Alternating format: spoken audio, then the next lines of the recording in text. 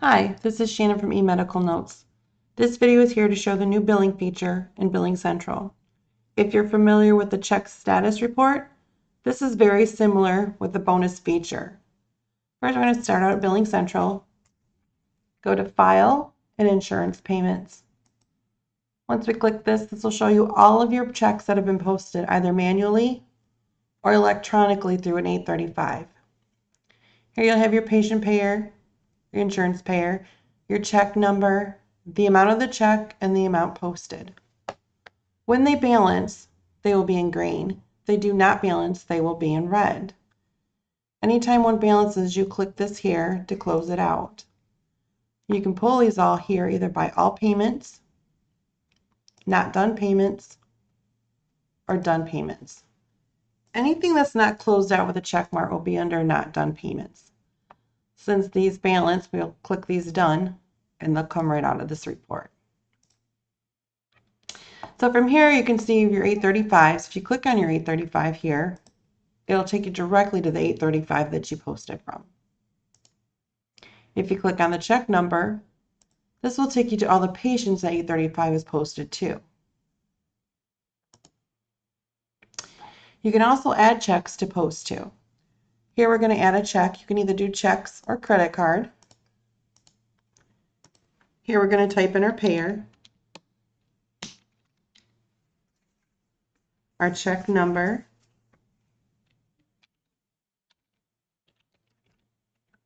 the amount of the check, and the date of the check. Once you click Save, you'll notice your check will be here at the top. Here's your payer, your check number, and your check amount.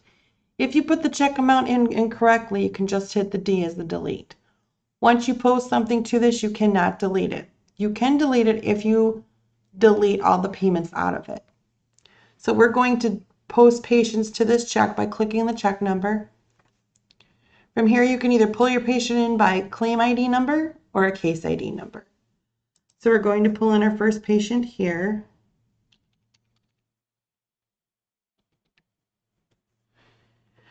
Here you'll see the date of the visit, the patient's name, and the CPT codes and charges. From here, we're going to post our allowed amounts. And we have an insurance payment. As you notice, as we're posting insurance payment, it's being calculated here at the top. So here's the amount of the check you inputted, and here's the amount that you've already posted. As I add another insurance payment, it's calculating here at the top. This patient didn't have any responsibility. If you did have a patient responsibility added here, and you wanted to see if that patient did pay for their copay, I would just go down here to the case number here, and it'll take you to the posting screen, and if the patient made a payment, it would be right here. If you need to go back, just click back. If for some reason you get lost, all you have to do is go back to Billing Central, Insurance Payments, and you're right back here. Here's your check, still here waiting. So we're going to post another patient to it.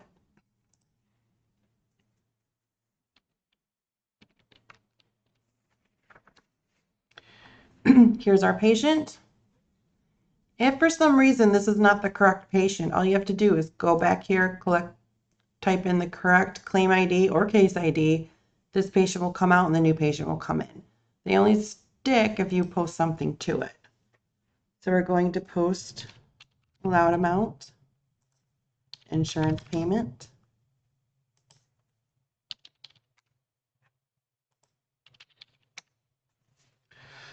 So our check was $162.71 and we posted $162.71, so that balances. If you need to post another check, just go back to insurance payment and you can add it again here. Now that my check is balanced, I'm going to check this off.